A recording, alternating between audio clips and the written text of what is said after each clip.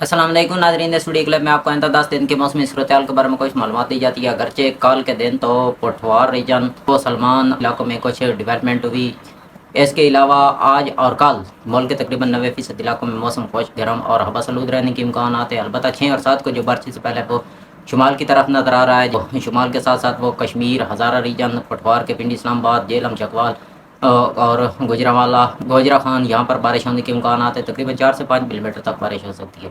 6 اور 7 کو سیالکوٹ، نارووال اور گوجرانوالے میں بھی کچھ ہلکی سی ڈیولپمنٹ وہاں پر بھی ہو سکتی ہے۔